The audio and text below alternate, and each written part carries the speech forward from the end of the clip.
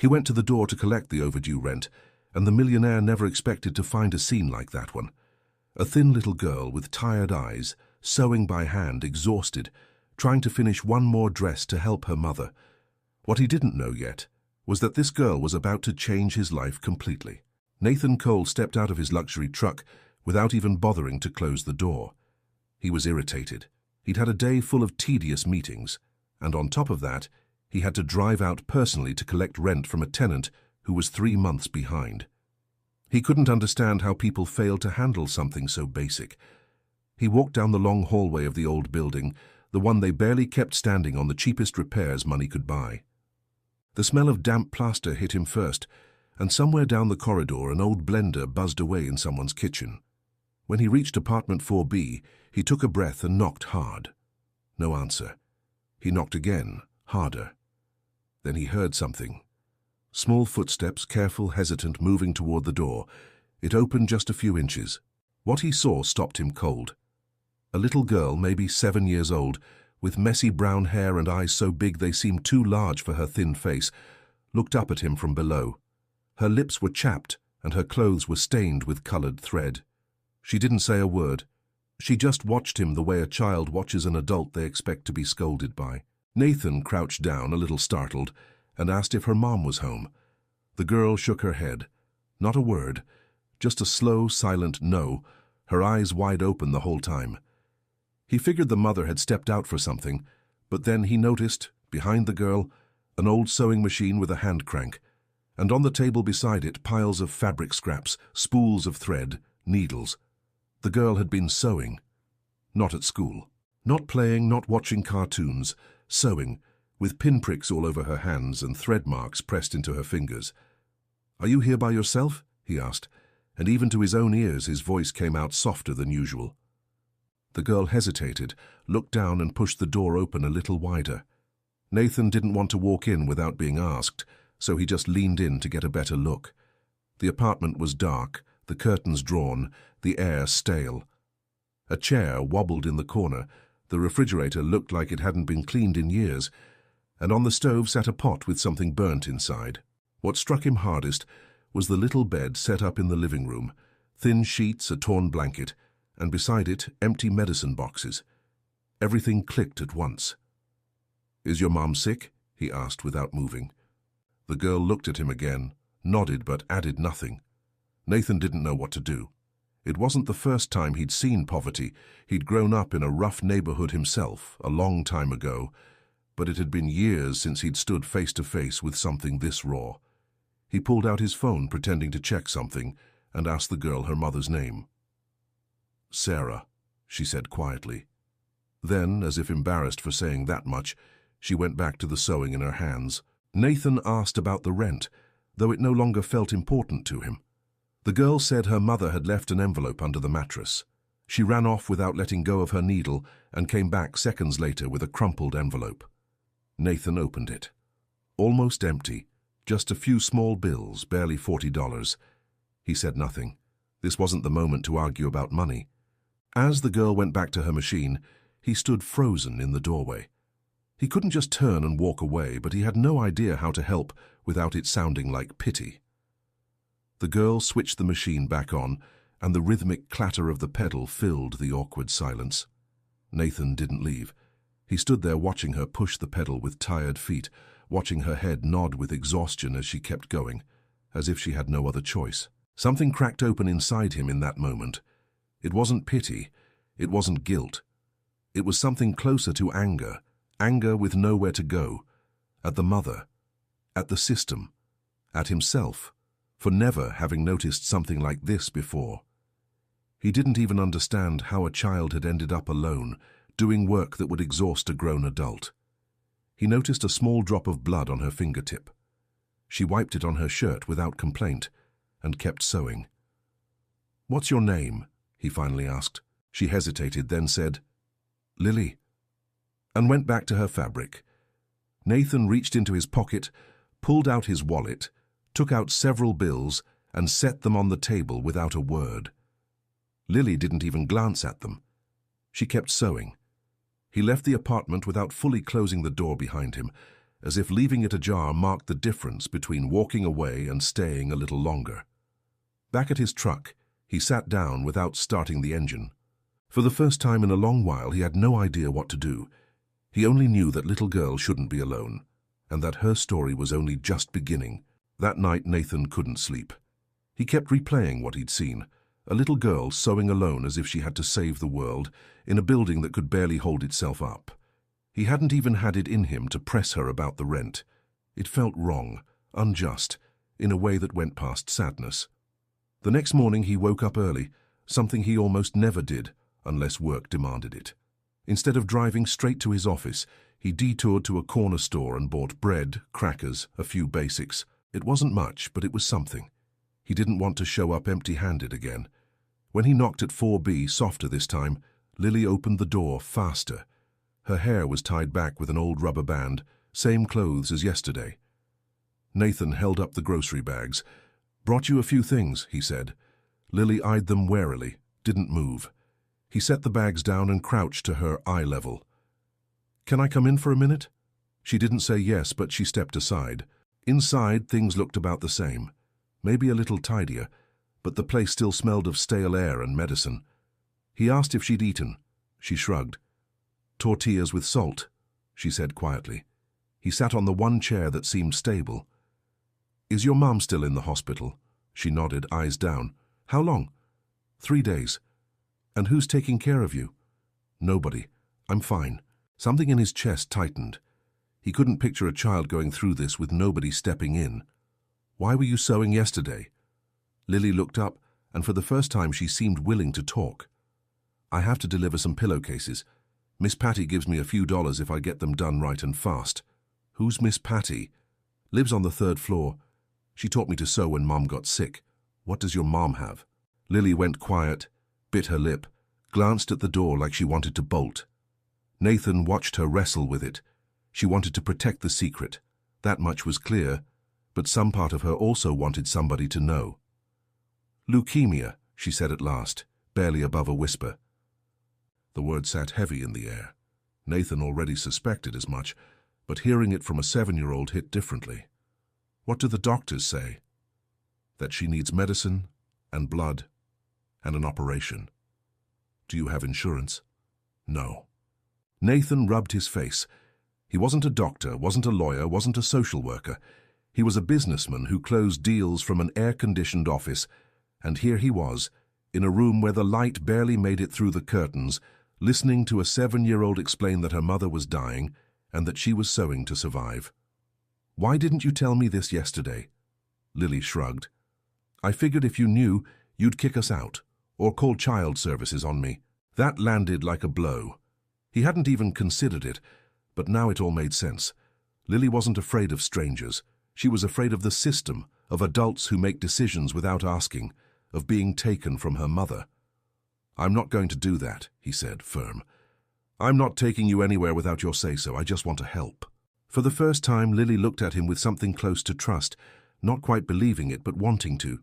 "Who even are you?" Nathan smiled a little. "Let's just say I own this building. But today I'm not here as the landlord. Today I'm just Nathan."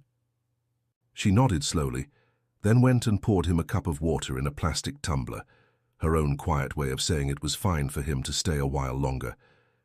As she showed him the pillowcases she was working on, Nathan noticed something else.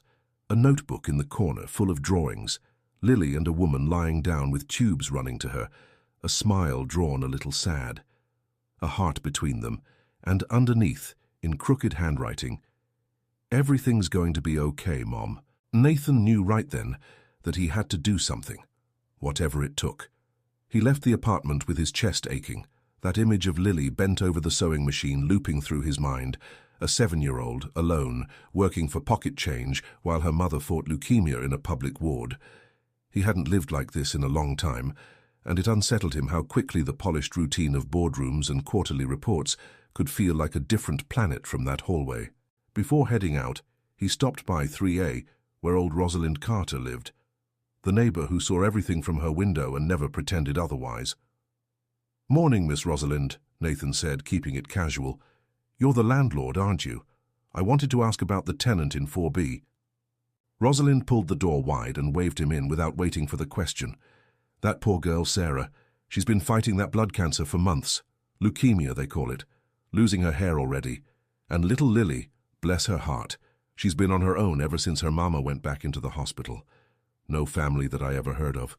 Sarah never talked about her past, just said she didn't want to be a burden on anybody, that all that mattered to her was her daughter. And that child? She's an angel. Gets up early, buys the bread, cleans the house, does the laundry by hand, and sews on top of it.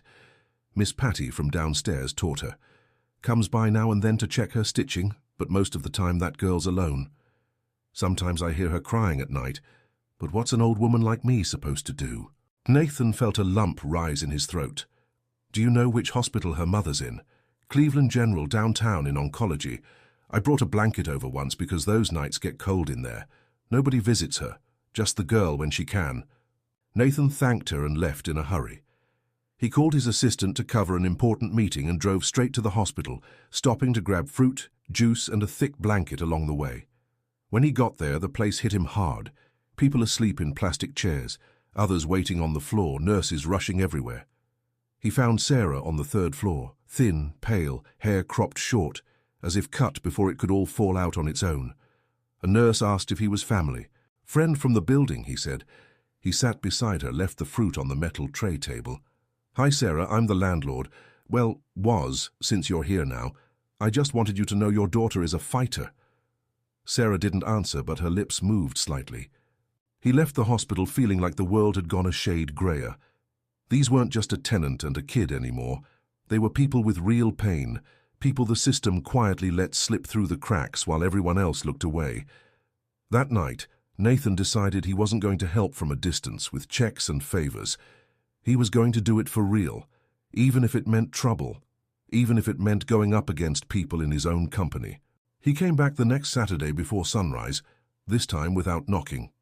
He filled up on groceries, rice, beans, milk, soap, fruit, canned goods, bandages and antiseptic for Lily's pricked fingers, parked his truck a block away so it wouldn't be recognized, and left the bags stacked outside 4B's door, tucking an envelope of cash inside one of the bread bags where it would be found by accident. He knocked twice and bolted down the stairwell before anyone could open up. The following day he came back properly. Lily answered, hair combed in a clean shirt, looking rested for the first time. Somebody left bags outside the door, she told him. Maybe the neighbors or Miss Patty.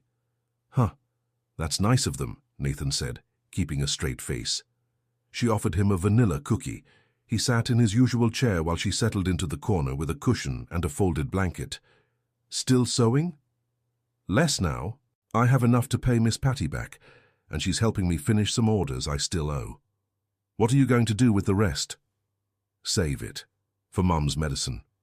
He looked at her, stunned that a child so small could think that clearly.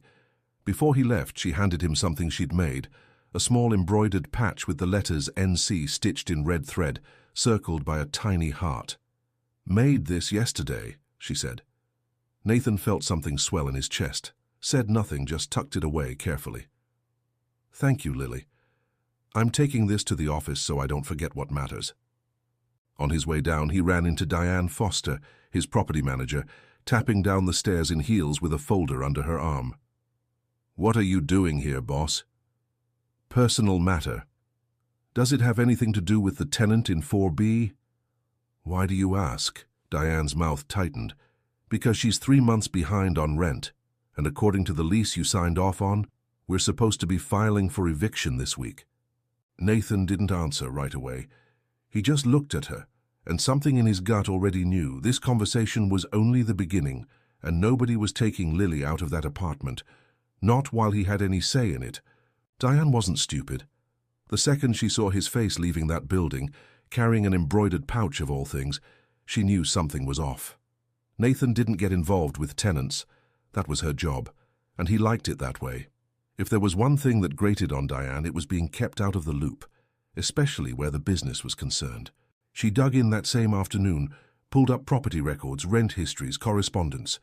She found personal transfers from Nathan's own account to Cleveland General's billing office and small payments to a local pharmacy. He was quietly covering costs without telling anyone, not the accountant, not the majority partner, Nobody. And that's when her expression changed. Diane had no emotional stake in any of it. She didn't care about the girl, the illness, the poverty. What she saw was an opportunity.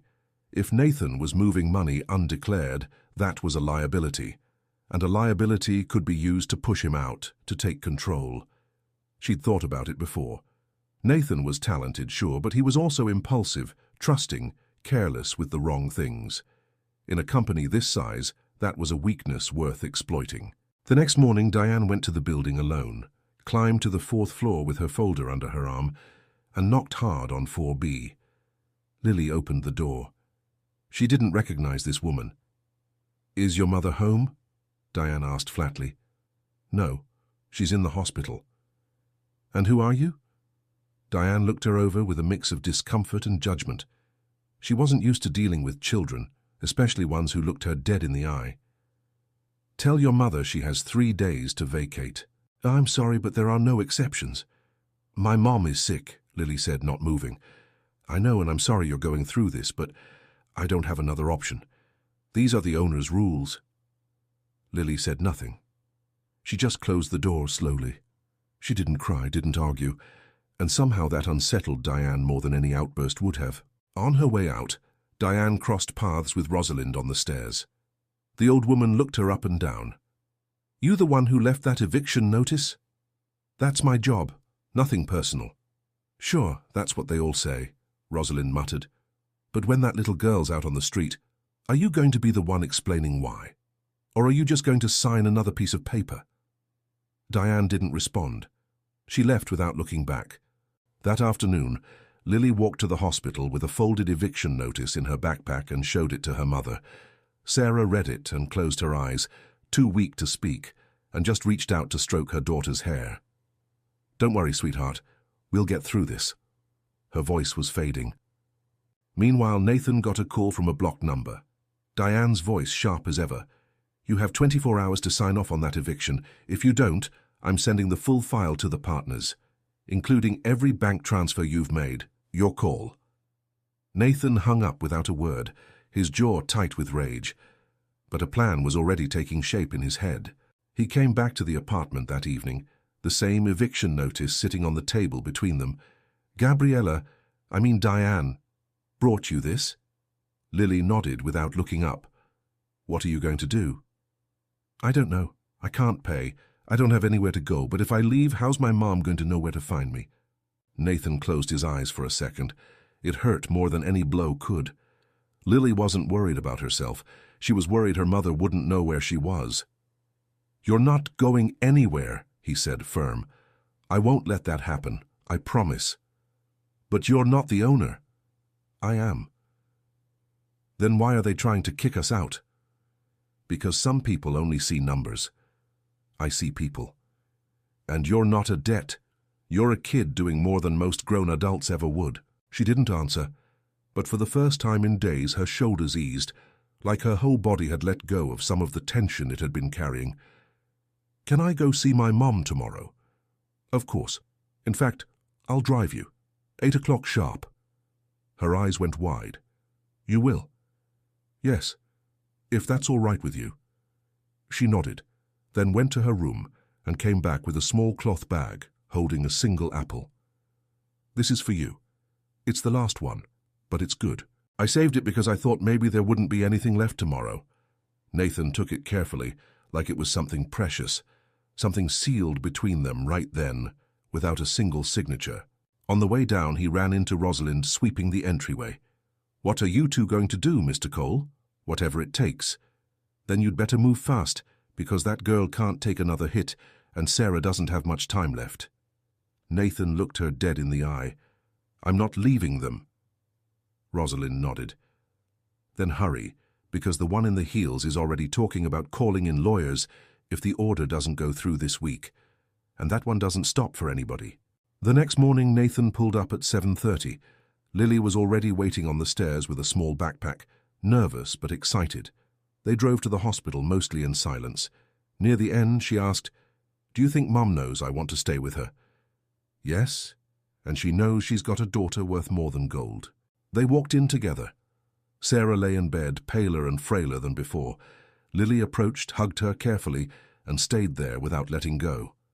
Nathan watched from the doorway, present without intruding. A quiet shadow that didn't get in the way, but didn't leave either. Diane, meanwhile, was on the phone with lawyers, gathering documents, refusing to accept losing. She had the paperwork ready, proof of every unauthorized transfer.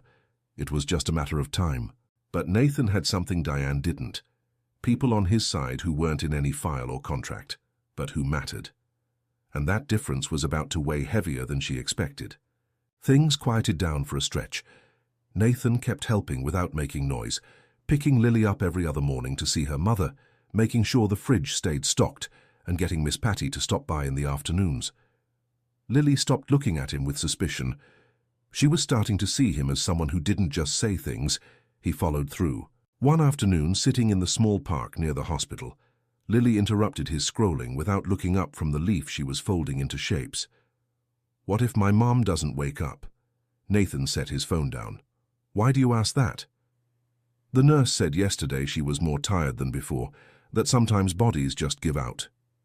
"And what do you think?" "That if she goes, I'll be alone. And that scares me." He didn't have the right words, so he just let her talk. Sometimes that was the best he could do. That night, the hospital called. Sarah had crashed hard, was being moved to intensive care. Nathan grabbed his keys and drove straight over.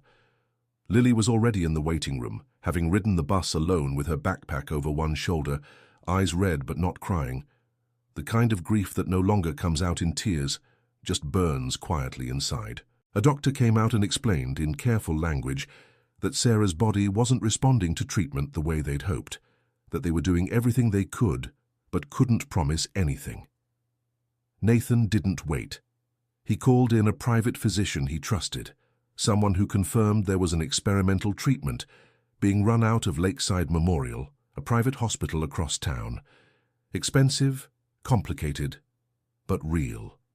Sarah needed to be moved, and fast. "Do it," Nathan said. "I'll cover everything." The doctor studied him. "You sure?" "More than ever." While the paperwork went through, Lily sat beside him. "What if it doesn't work?" "It will. And if it doesn't? Then I'll stay with you until the end, no matter what." She didn't say anything, just took his hand. Then for the first time she hugged him. It wasn't long or tight, but it was real. The kind of hug you give when words run out, and all that's left is trust. The transfer went smoothly. Sarah was rushed into intensive care at Lakeside the moment the ambulance pulled in. Nathan signed every form, authorized every treatment, handed over his card without even glancing at the total. It didn't matter. He wanted to save that woman, not for himself, but for the girl who had already changed his life. While all that unfolded, Diane was moving just as fast, but towards something else entirely. She'd gotten a judge's signature on the eviction, quietly, without telling Nathan, using contacts and a notification firm that specialized in exactly this kind of work. That Friday at noon, 2 people in plain clothes showed up at the building with paperwork in hand. Nobody answered at 4B. Lily and Sarah were both at the hospital. Only Rosalind was there, and she came running down when she saw them. "What do you think you're doing?" "Executing an eviction order. The woman's in the hospital, so is the girl." "That's not our concern, ma'am. We just carry out what's been signed." They let themselves in with a key someone had handed over and started packing. Nothing broken, but plenty that hurt to watch. Lily's drawings peeled off the wall, her school notebook, a bag of colored thread, a one-eyed stuffed animal, all boxed up and labeled personal items. Rosalind watched from the doorway, furious, helpless. She called Nathan over and over. He didn't pick up. He was in the waiting room at Lakeside. Diane showed up in person later that day to supervise. "Let me know when you're done.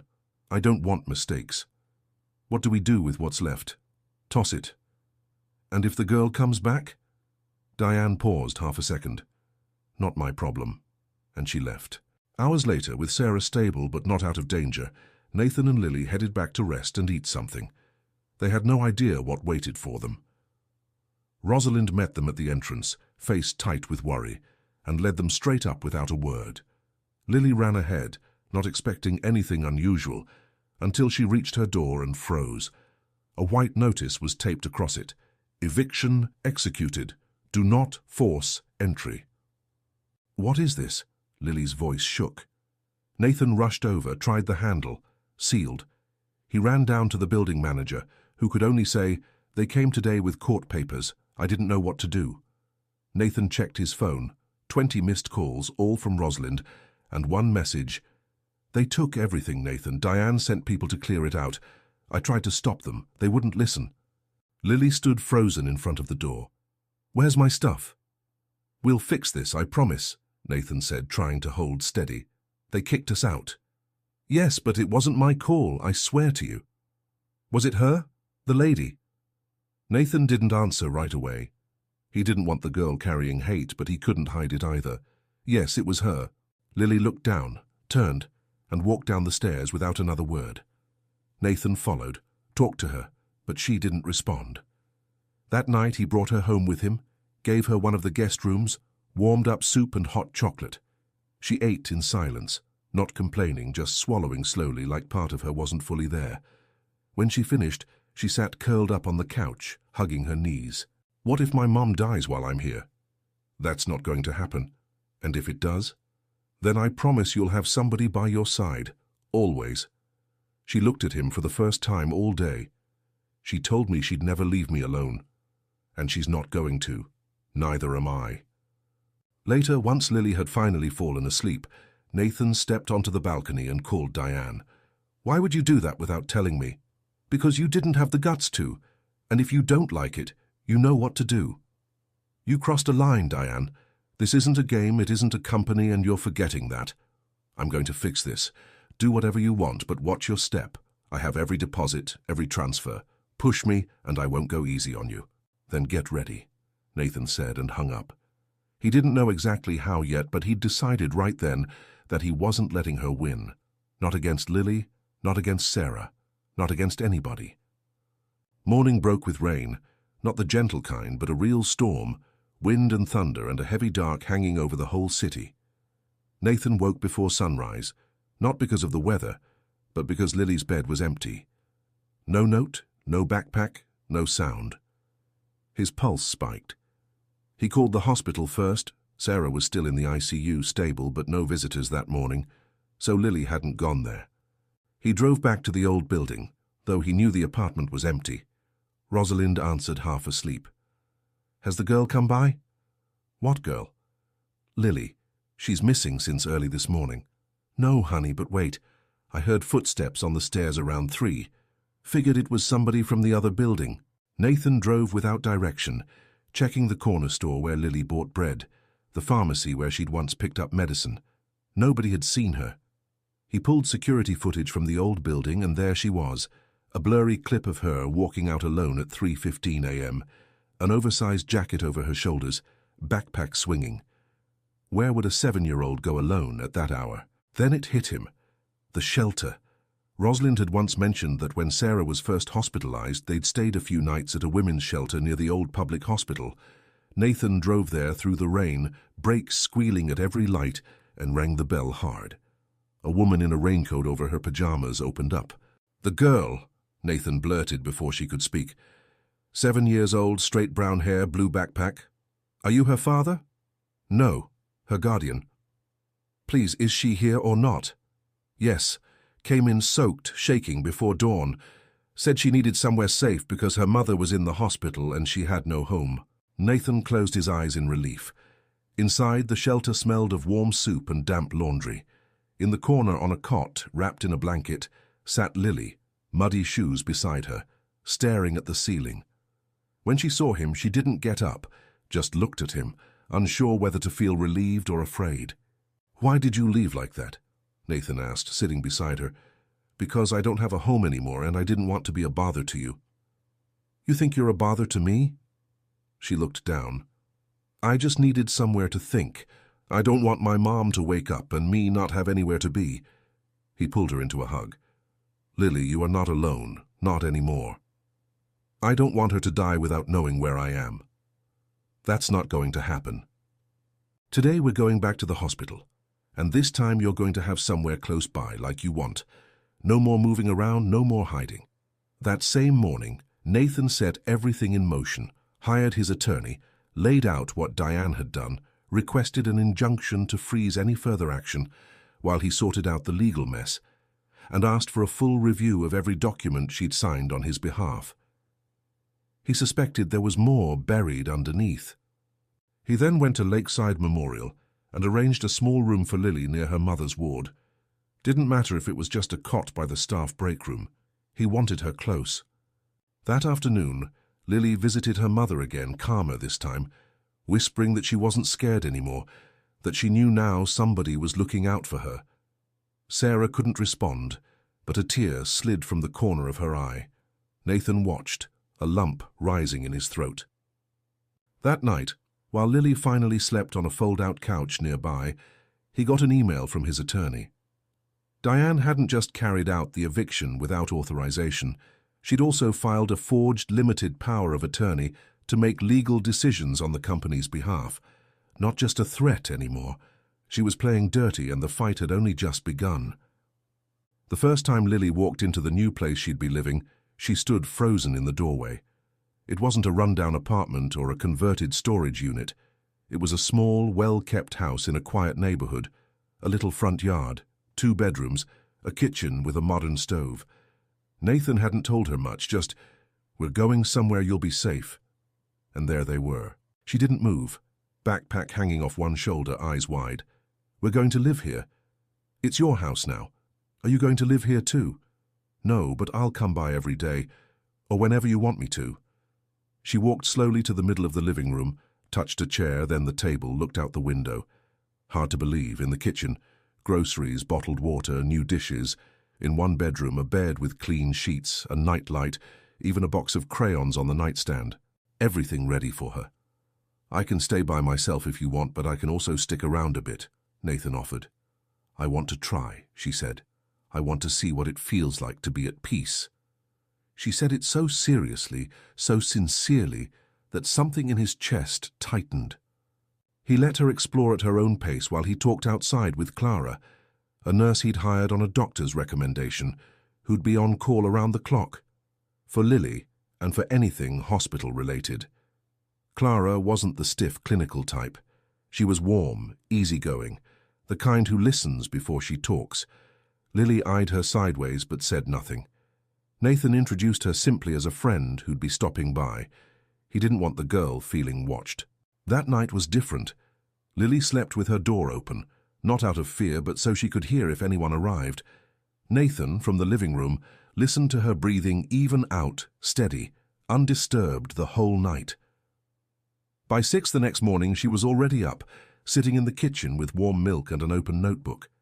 "I'm writing to my mum," she told him. "I want her to know we're okay. Can I help with anything? Can you take me to the hospital after?" "Whenever you want." That morning they drove over with soft music playing, Lily talking about school, about a teacher who'd given her a nice pencil, about how she missed sewing but didn't feel the pressure of it anymore.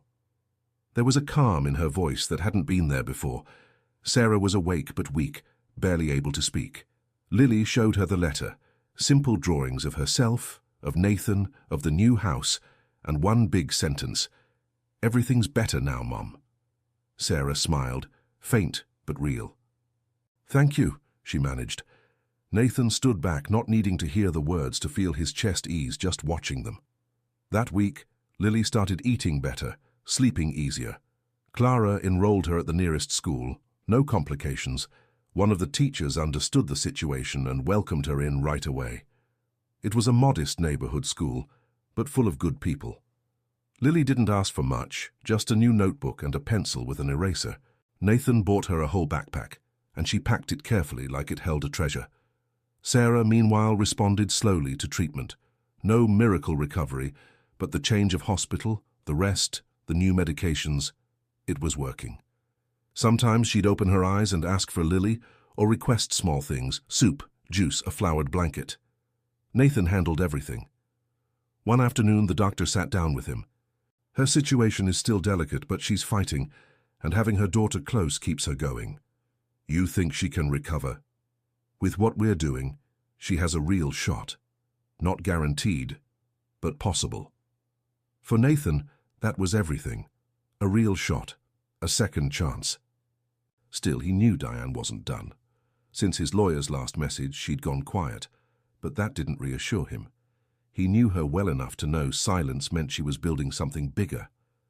So he started moving his own pieces, gathering documents, backup emails, an accountant's report of every move Diane had made in the past weeks.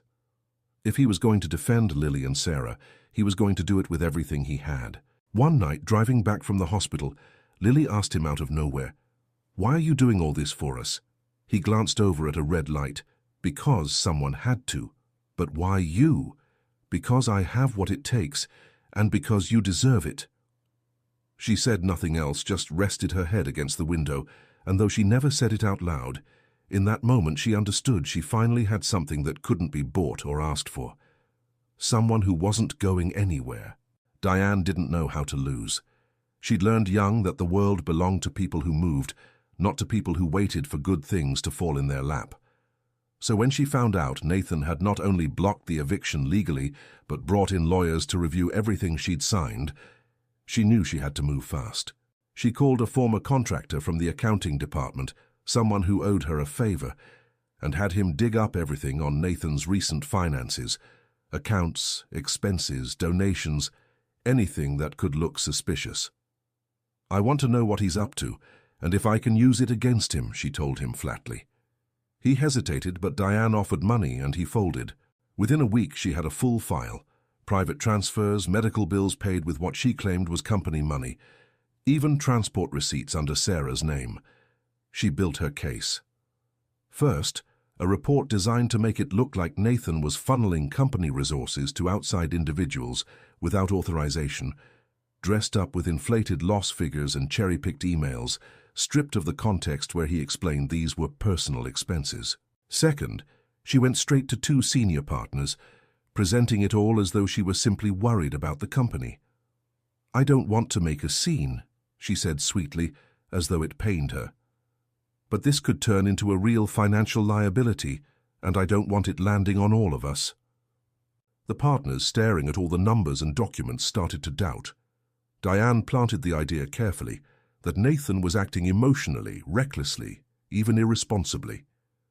He's spending company money like it's his own personal fund, over a sick tenant and a kid who isn't even related to him. One partner scoffed. "A random kid, and he's doing this without us even knowing." "Exactly," Diane said, lowering her voice. "And that could bring real legal consequences if anyone investigates." The idea took root. Diane wasn't after a slap on the wrist. She wanted him out entirely, and she knew she needed more support for that, so she moved carefully, floor by floor, dropping lines to trusted staff. "He's not himself anymore. Something's off. He's hiding something." The strategy was simple: isolate him. Nathan, meanwhile, had no idea how far it had gone.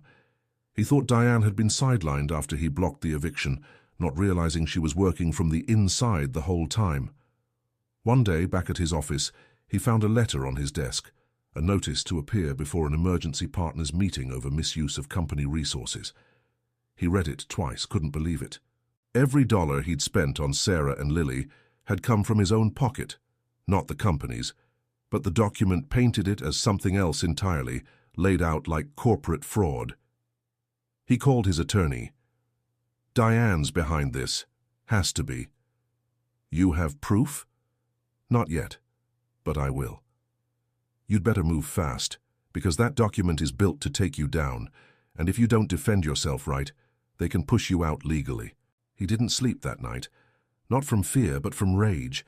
He knew Diane played dirty, but this was a new level, and the worst part was he couldn't tell Lily any of it.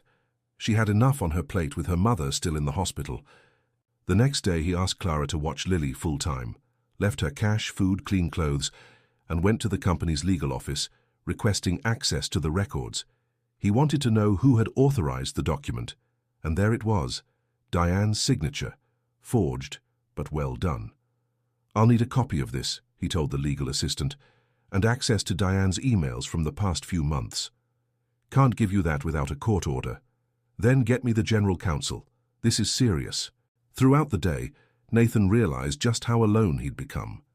Several employees no longer greeted him the way they used to. Others avoided eye contact. Diane was gaining ground, She had power, connections, and a face that read as reasonable in every room she walked into. Everything she said sounded logical, and that was exactly what made it dangerous. Her plan looked legal. That evening he got an anonymous call. A voice told him something crucial. "Diane's looking into the girl. She wants to prove you're living with her to accuse you of an illegal custody arrangement." "Who is this?" "Doesn't matter, just protect her. And don't trust anybody." Nathan hung up, sat in silence. This wasn't just about him anymore. If Diane managed to drag Lily into a scandal, it could threaten Sarah's custody entirely. And worse, Lily could end up in the foster system with no way back. That he could not let happen. He called Lakeside. "How's Sarah?" "Stable, but very weak. Didn't respond much today. Can she take a short visit tonight?" "A brief one." He went that evening, sat beside her bed. "Sarah, I need you to trust me. Diane's trying to worm her way into our lives, and I won't let her. I'm going to protect Lily like she's mine, but I need you with me, even just a little, so the paperwork's clean, so Diane can't touch her." Sarah opened her eyes for a second, murmured something faint, but Nathan understood enough. "I trust you." And with that, he knew he had to see this through to the end, whatever the cost. Lily stood in front of the mirror in her new school uniform. A crisp white blouse, a navy skirt, shoes that still smelled like the store. She looked strange to herself, like she wasn't sure if it was really her. Nathan watched from the doorway with a quiet smile. "You look good?" he asked. "Really?" Really like a kid ready to start something new. Clara walked her to school that first day. It was a small campus with a tall fence and animal murals painted on the walls. The principal greeted her kindly, didn't ask too many questions. He already knew her situation. Her teacher, a woman with a warm face, brought her to the classroom, introduced her to the other kids, seated her next to a girl with long braids, who lent her a pencil right away. Lily didn't say much that first day, but she watched everything, learned a few names, guarded her new notebook carefully, and at recess, when a boy walked over with a ball and asked if she wanted to play, she said yes with a small smile. For the first time in a long time, she looked like an ordinary kid. Meanwhile, Sarah kept fighting from her hospital bed. She could open her eyes wider now, move her fingers, even manage short sentences. Nathan visited every afternoon, telling her about Lily's day, what she'd eaten, how school was going, sometimes just small things, like Clara burning the toast that morning. Sarah laughed faintly, but she laughed. One day, he brought a drawing Lily had made, and Sarah held it like it was a piece of fine art. "It makes me happy to know she's getting to be a kid," she said, her voice weak. "She's happy, but she needs you." Sarah closed her eyes. "I'm fighting for her." Nathan could feel it. She was fighting to live. And if she was still here, it was because of that little girl who refused to give up on anything. Weeks passed. Lily settled into her routine. Up early, breakfast, school, homework, an afternoon visit with her mom, dinner with Clara, sometimes with Nathan if he wasn't tied up. She'd stopped sewing regularly, but kept her thread and needle in a small box, a keepsake of what she used to be. One afternoon, doing homework together, Clara asked, "Do you like your new school?" "Yeah, and my classmates too, even though one kid said I look like I'm always thinking about something." "And what did you say?" "That I was." "What do you think about so much?" "That this is nice, but I don't know how long it's going to last." Clara went quiet. She understood that feeling completely. When something good arrives after so much pain, it's frightening, because you stop trusting it. You start wondering when it's all going to fall apart again. That evening, Nathan came by with a cardboard box. "What is that?" Lily asked. "A gift. Well, a few gifts. Something somebody left for you." Inside were storybooks, a knit scarf, a small bag of candy, and a handwritten letter. "Dear Lily, life gets hard sometimes, but you're stronger than you know. Never stop dreaming, because everything you're living through, even if it feels borrowed, can be yours too. With love, Patty." It was from her old seamstress friend back at the building. Rosalind had passed the box along to Nathan. Lily hugged the box tight. "I miss Miss Patty." "Want to go visit her?" "Yeah, but not yet. I want to wait until Mom's better. I want to bring her with me." Nathan understood. Lily didn't want to revisit the past unless it was with her mother by her side. Things seemed to be improving, but not entirely. Nathan was still fighting at the company. Diane had rallied more partners to her side and called an emergency meeting to discuss his temporary removal. They were trying to push him out, paint him as reckless for spending money without permission. He, meanwhile, was building his defense. Proof, testimony, documents showing every dollar had come from his own accounts. But that wasn't enough. Diane knew how to move influence, how to make numbers look however she wanted. One night his attorney texted him, "Diane's pushing the board for an urgent vote. You don't have much time." Nathan looked at his phone in silence.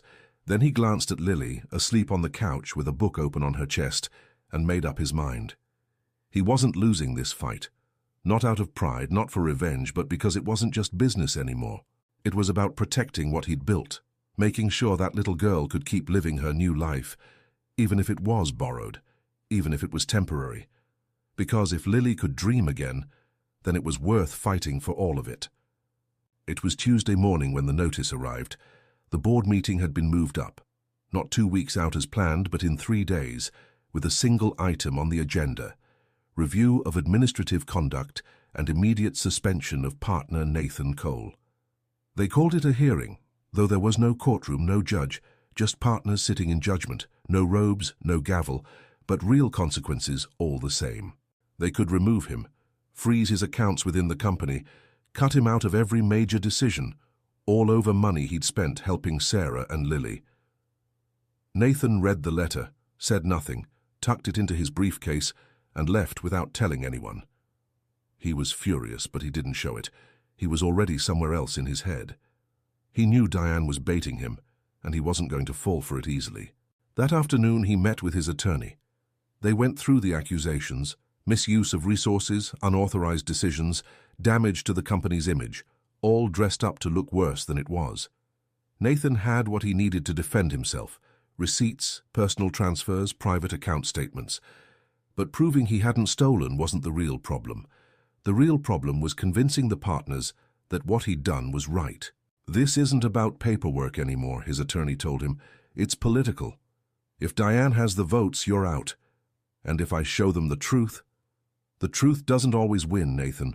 You need to connect with them.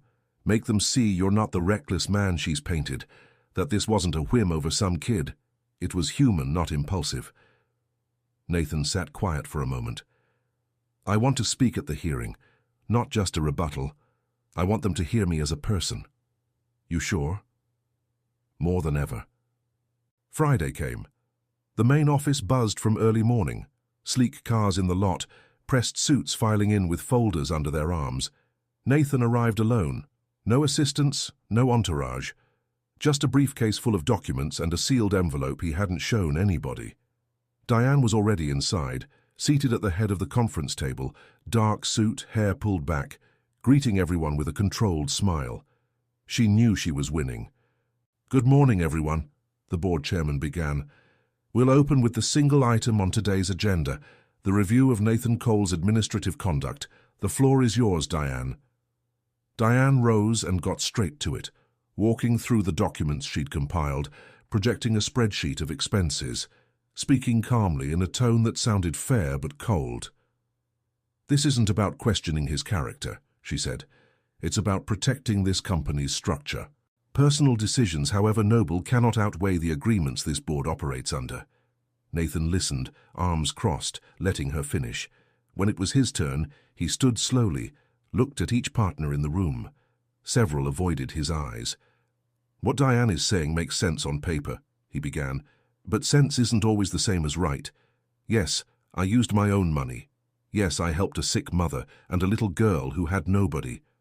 I'm not apologizing for that. I'd do it again." A murmur moved through the room. "I know this isn't a charity, but sometimes helping one person is what makes everything else make sense. I didn't take a single dollar that wasn't mine. Here's every receipt." He opened his briefcase, laid out pages one by one. Dates, amounts, personal accounts, everything documented. "And if you think I'm acting on impulse, let me introduce you to Lily." He pulled out the sealed envelope. Inside was a letter written in crayon. He put it on the projector. "Thank you for not leaving me alone, for giving me a home, for taking me to see my mom. When she gets better, I want to invite you to my birthday." "This letter isn't here to convince you," Nathan said. "It's here to remind you that out there, some things matter more than percentages. And if today you decide to remove me over this, fine, at least I'll know I did the right thing." Silence. Diane breathed slow. She hadn't expected him to speak like that, not defending himself, but speaking from something deeper. One of the older partners raised his hand. "My daughter had cancer 5 years ago. I wasn't there. I buried myself in work, and to this day I regret it. What you did, Nathan, isn't common, but it's brave." Another partner spoke up. "I move that we vote, but vote with a conscience, not out of fear of losing money." The vote went around the table one by one, out loud, in favor of Nathan staying, in favor, against, in favor, in favor. In the end, Nathan won by a single vote. Diane's jaw tightened, but she said nothing, just stood, gathered her things, and left without a word. Her plan had failed, for now. Nathan sat still for a moment, not smiling. This wasn't victory, just relief. Outside, Clara was waiting with a missed call. He called back immediately. "Everything okay?" "You need to come," Clara said, voice tight. "It's Sarah. Something happened." And once again, everything changed. Nathan sped out of the office straight to the hospital, weaving through traffic, cutting corners he shouldn't have. Clara met him at the entrance, face serious. "What happened?" "Respiratory crisis." She was sleeping and suddenly went into distress. Couldn't speak. The doctors stabilized her, but she's weaker than ever. Lily's with her. Won't leave the room, won't let go of her hand. Nathan walked in without hesitation. Sarah was hooked up to more machines than before, color drained from her face. Lily sat beside her, eyes red, jaw set. Not crying anymore, just holding her mother's hand, steady. "How's she doing?" Nathan asked quietly. Lily didn't answer, just looked at him, and that look said everything. Fear, exhaustion, frustration. That night, no one spoke, no one ate, no one slept. Nathan paced the waiting room. Clara brought coffee he never touched. All he could think about was how unfair it all was.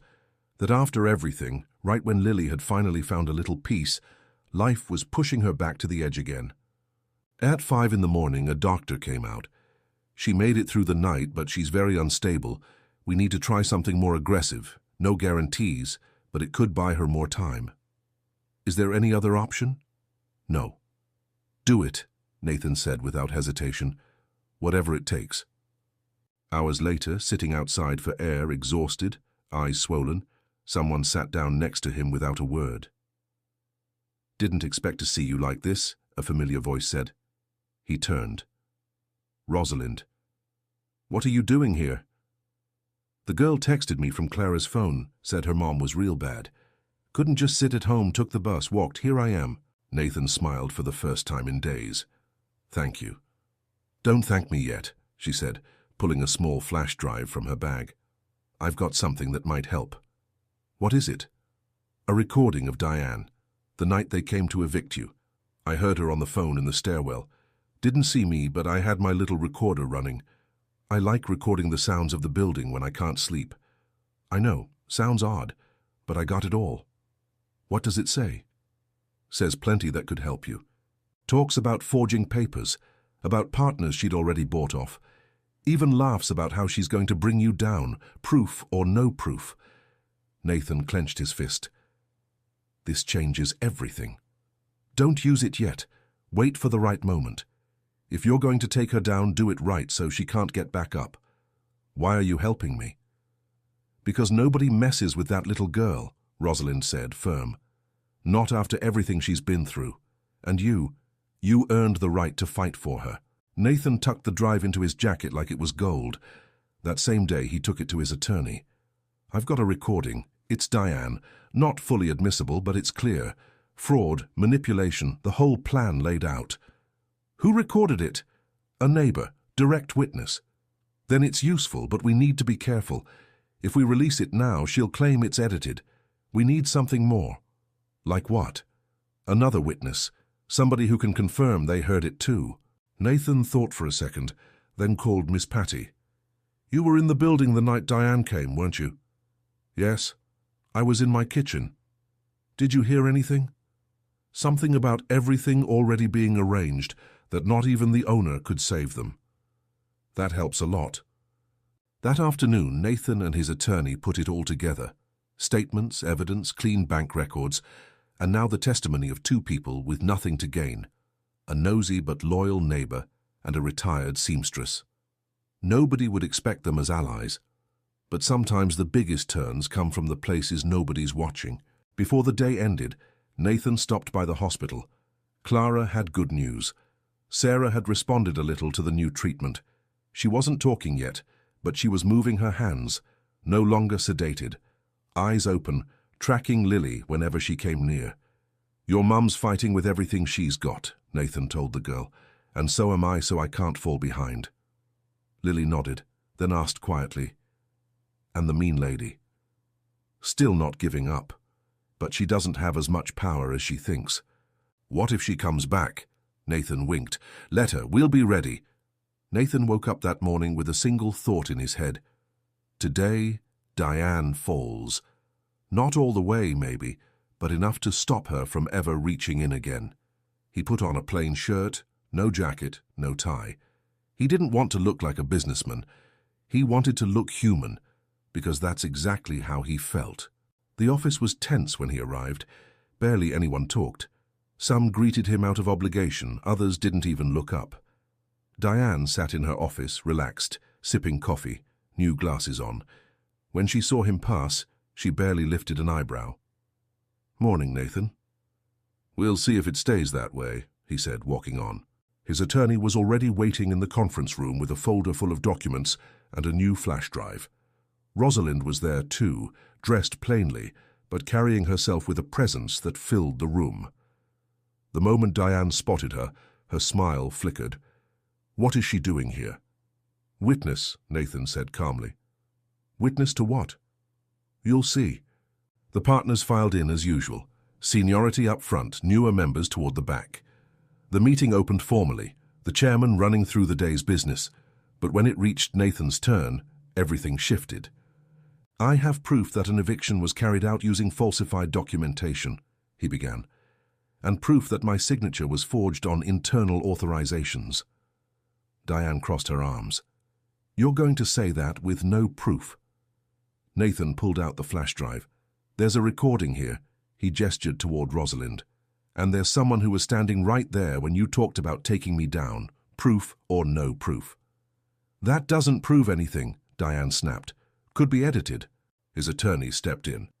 "Beyond the recording, we have a second witness, a neighbor who overheard part of the same conversation and is prepared to testify if this escalates." The mood in the room shifted. Some partners no longer looked at Diane with the same confidence. Others started flipping through their own copies of the paperwork. Nathan handed out the request Diane had filed for a limited power of attorney to make legal decisions without board approval, then laid out the forged eviction document. "This has my signature. I never signed it." "That doesn't prove it was me," Diane said, visibly rattled. "Then who was it?" "The filing cabinet." A few nervous laughs. The chairman called for order, then turned to Diane directly. "Can you explain why you used documents without board approval?" Diane held the silence a moment, adjusted her hair, took a breath. "I acted to protect this company.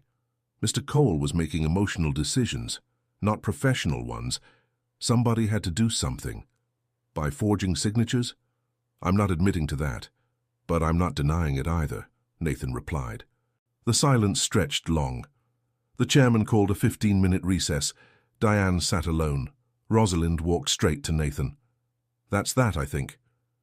"Maybe," he said. "Maybe not. These people care more about protecting their investments than the truth." He wasn't wrong. After the recess, a decision came. Not the one he'd hoped for outright, but one that marked a real shift. The board has decided to suspend Diane Foster from her duties for 3 months, while the presented materials are fully investigated. She will not be removed at this time, but she loses all administrative authority, effective today. Diane's jaw tightened. She stood, gathered her things, and without a word made her way to the door. Before leaving, she stopped by Nathan. "You didn't win. You just bought yourself time." "That's enough for now," he answered. The partners filed out one by one, some stopping to offer quiet support, others giving him a pat on the shoulder that said, "You're safe for now." He didn't want any of it. He just wanted to get back to the hospital. When he arrived, Lily was sitting beside her mother's bed, reading her a story in a soft voice. Sarah could hear now, though she still lacked the strength to speak. Nathan came in quietly, not interrupting. When Lily finished the story, she looked up. "How'd it go?" "We won, more or less," she suspended. "Can't touch anything for a good while." Lily nodded, didn't smile, but the relief showed. "And are you okay, Nathan?" He thought about it. "Tired, but yeah, I'm okay." Lily looked down. "Thanks for not giving up." He sat beside her, said nothing more, just squeezed her hand. That night was quiet, the first in a long while without an emergency call, without lawyers, without threats. Nathan slept in a hospital chair with his jacket for a pillow. Everyone knew it wasn't the end, just a pause, a breath before the next round, and what came next was something nobody saw coming. The hospital had become routine for Lily. She'd walk in, say hi to Clara, head up, sit by her mother's bed, and stay for hours, sometimes talking, sometimes just holding her hand. The doctors said Sarah was stable but fragile, like one wrong shift could tip everything over. One afternoon, sketching in her notebook in the small waiting area, Lily overheard two nurses talking, not meaning any harm, not realizing she could hear. "They say the woman in 307 has one more option, new treatment, but it costs a fortune." "Yeah, experimental. Very few people can afford it." Lily stopped drawing, glanced down the hall, got up quietly and went to find Clara. "What treatment? What are they talking about?" "It's for my mum." Clara hesitated but didn't want to lie. "Yes, it's a new protocol they're testing. Good odds but expensive, very expensive." "Does Nathan know?" "Not yet, they're waiting on the full evaluation first." Lily nodded slowly. She didn't sleep that night, lying awake staring at the ceiling, thinking, until an idea took shape. The next day, instead of heading to the hospital, she asked Clara for permission to stop at the craft store, said she wanted paper for a card. Clara didn't suspect anything and let her go, but Lily didn't go to the craft store. She went to a print shop with computer rentals, paid for an hour, and searched online for how to sell embroidery. For the next week in secret, she started making pieces, hearts, names, phrases like "stay strong" and "everything's going to be okay." A classmate helped her take photos on her phone. Lily posted them to a small page she'd made online, offered shipping, took orders through messages, stitched names onto napkins and scraps of fabric she cut with old scissors. She arranged drop-offs through a delivery driver on the corner who'd agreed to help. She told no one. Not Nathan, not Clara, not her teacher. Every dollar she earned went into a small box hidden under her mattress with a running tally written in pencil. Her goal was $200. She didn't know if it would be enough, but it was something. She wanted to contribute. She wanted to feel like she could help save her mother too. 2 weeks passed. One afternoon, Nathan stopped by her room to drop off a new backpack and found her asleep with a needle still in her hand, head resting on the table. Beside her, a scrap of fabric with "Sarah" stitched in purple thread. "What is she doing?" he asked, startled. Clara, right behind him, looked just as surprised, and she had no idea. "Lily," Nathan said, touching her shoulder. "What is this?" The girl jolted awake, and her face gave it away instantly. She hadn't wanted to be caught. She tried to hide the fabric, too late. Nathan saw the box of cash, the notes, the envelopes ready to mail. "Are you selling these?" Lily looked down. "Yes." "For what?" "To help. For Mum's treatment. I don't want her to die because of money." Nathan knelt in front of her, held her by the shoulders. "That's not going to happen. You don't have to carry this. It's not your responsibility." "Yes, it is," she said, firm, "because she always did everything for me. Now it's my turn to do something for her." He didn't know what to say. Something in him broke quietly. He wanted to scream, not at her, but at the world, at how unfair it was that a 7-year-old was giving up her afternoons, her play, her rest, to save her mother. "How much have you saved?" $210, she said quietly. "And how much do you need?" "I don't know. I just want to help. Even a little." Nathan closed his eyes. The next day he went to the hospital, asked about the treatment, got the full breakdown. It came to nearly $4,000, plus preliminary testing. He could pay it easily, of course, but he decided to do something different. Back home, he told Lily, "I'll cover the rest, but you're the one delivering what you saved. It's your effort, your gift, and your mother deserves to know that." The next day, box in hand, Lily walked into the doctor's office, nervous but determined. "This is for my mom's treatment," she said, setting the box on the desk. The doctor looked at her, stunned. Nathan, standing behind her, just smiled. "I'm covering the rest, but this is the part that matters most." That evening, Lily told Sarah everything she'd done. Sarah couldn't speak, but she squeezed her daughter's hand hard and cried. Silent tears, full of love, of pride, because her daughter wasn't just strong, she was a miracle. The doctors cleared the experimental treatment. Everything was in order, the money, the paperwork, the approvals, but one decision remained, the most important one. It had to be Sarah's call. She was more alert than she'd been in weeks, able to move her hands with more strength, form a few soft words.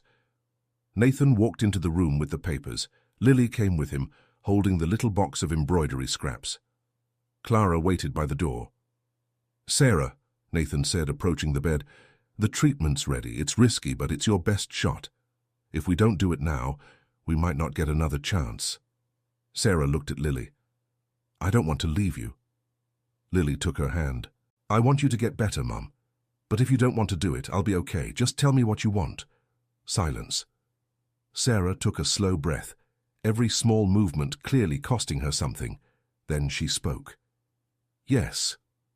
One simple word, but inside it was hope, fear, and courage all at once. Nathan called the doctor, and the paperwork was signed.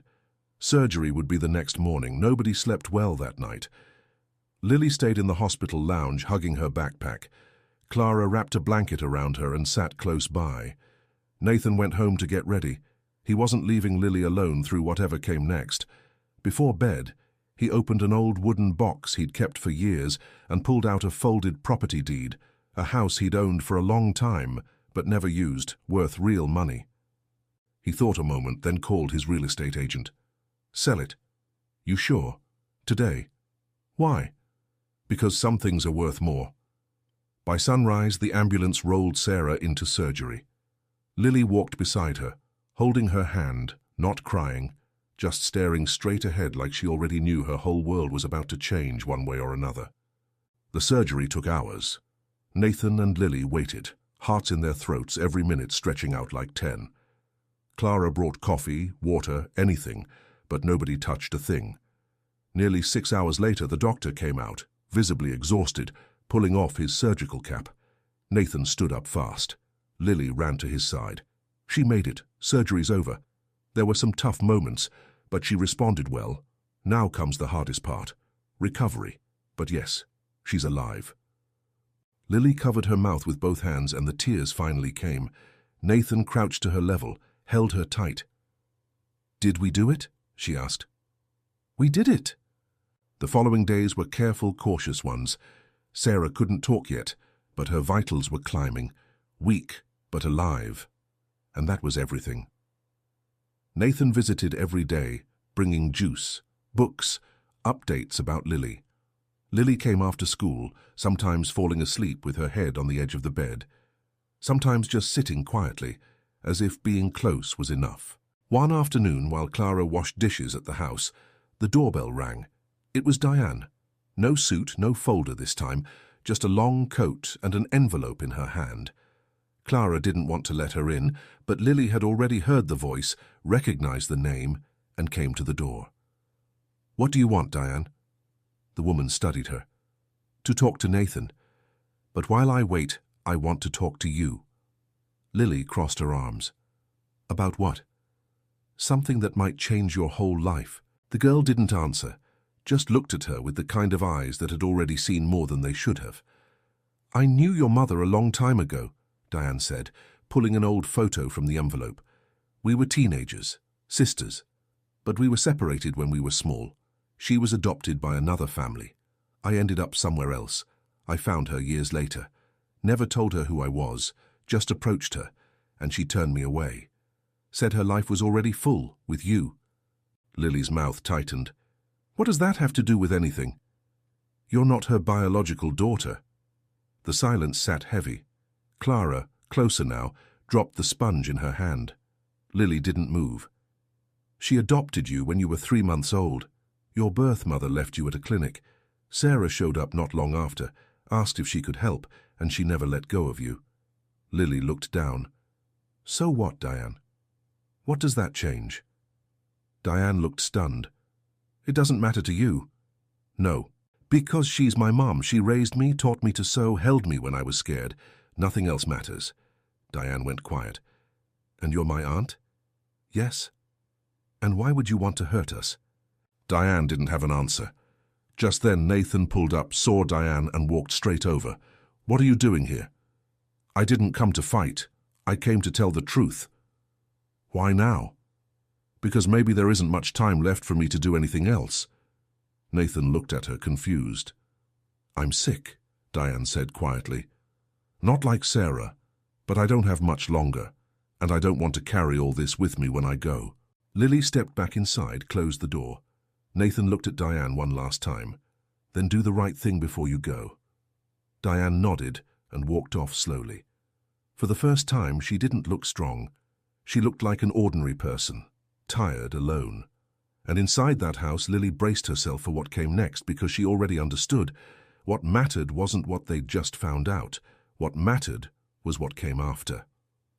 It didn't take long for Sarah to hear about Diane's visit. Lily told her everything, straight and unfiltered.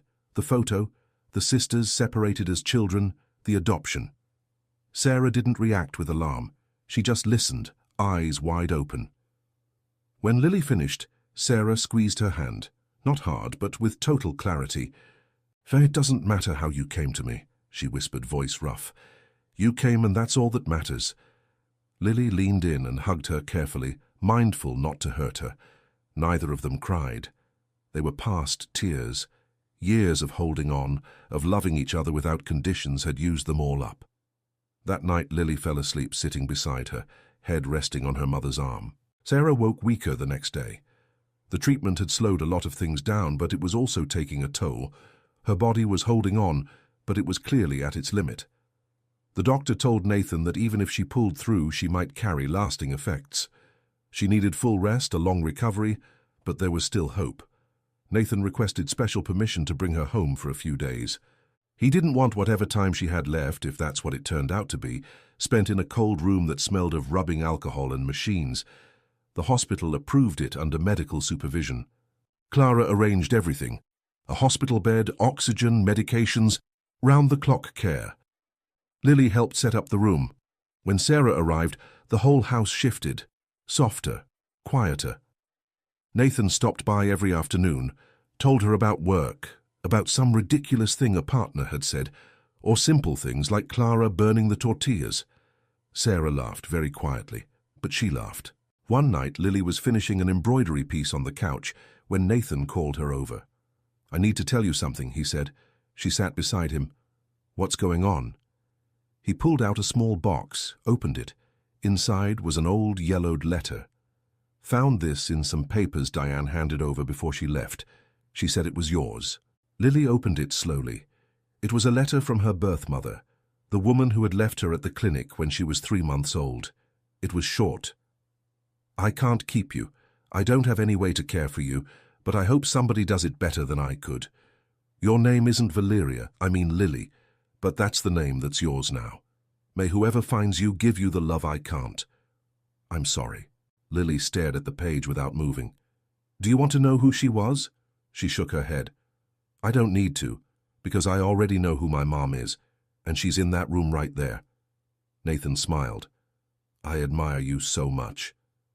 I admire you too. The days went by. Sarah improved slowly in small steps. Some days she slept most of the time. Other days she talked with Lily for hours, telling stories about carrying her through fevered nights, about crying because she couldn't afford new shoes, about the time she almost thought she'd have to give her up and never did. One afternoon, with the sun going down, Sarah asked to speak with Nathan alone. Lily had gone with Clara to buy fruit. "Thank you for everything you did," Sarah said slowly. "For me, but mostly for Lily." "There's nothing to thank me for." "Yes, there is. You showed up when nobody else would. You were the only one who saw what nobody wanted to see. And that doesn't get forgotten." Nathan looked down. "I'm not going anywhere. I already decided that a long time ago." Sarah took his hand, looked at him with eyes tired but at peace. "I'm asking you for something." "Anything. If something happens to me, don't let Lily end up alone. I don't want her to go through any more pain." Nathan felt his throat close up. "She'll never be alone, not ever. I'm trusting you with her." That was the last thing they said to each other. That night, Sarah passed away in her sleep, quietly, without pain. Clara noticed first and called Nathan, who went in silence to wake Lily. The girl walked to her mother's side, kissed her forehead and whispered, "Thank you." She didn't scream, didn't cry, just rested her head against her chest, as if she could still hear her heart. The service was small, just the people who really mattered. Nathan, Clara, Rosalind, Patty, and a nurse from the hospital who'd always saved them a seat in the waiting room. Lily didn't want flowers, just a folded letter she tucked into her mother's pocket. "Everything's going to be okay, Mom. Now it's my turn to watch over you from here." Months passed. Diane disappeared. Nobody heard from her again. Some said she'd moved out of state, others that she'd gotten sicker. Nathan never asked. Lily stayed in school. Nathan handled the paperwork to become her legal guardian. It wasn't easy, but after everything they'd been through, there was no other way it could end. One day, cleaning out Sarah's closet, Lily found a box tucked away, drawings, embroidered napkins, the first letter she'd ever written her mom back in kindergarten, and underneath it all, a sealed envelope with her name on it. She opened it. A page in Sarah's handwriting. "Lily, you were never my daughter by blood, but you were my greatest love. Thank you for saving me. If you're reading this, it means I'm gone. But don't be afraid. Life goes on, and you, my girl, know how to fight, because you learned it on your own. I was only ever there to hold you after every battle. Now it's your turn to fly, and his turn to look after you the way I would. Don't ever let anyone dim your light." Lily folded the letter carefully and went out to the backyard, where Nathan was trimming the plants. She looked at him and asked, "Will you teach me to drive?" He looked at her, confused. "Drive what?" "Life." And the two of them laughed, because yes, after everything they were still here, still alive, still together, and that was enough. If this story moved you, let me know in the comments. I want to hear what part hit you the hardest. Give this video a like if you believe every child deserves someone who refuses to walk away. And if you're new here, subscribe and turn on notifications, because we've got more stories like this one coming every week. Thanks for watching, and I'll see you in the next story.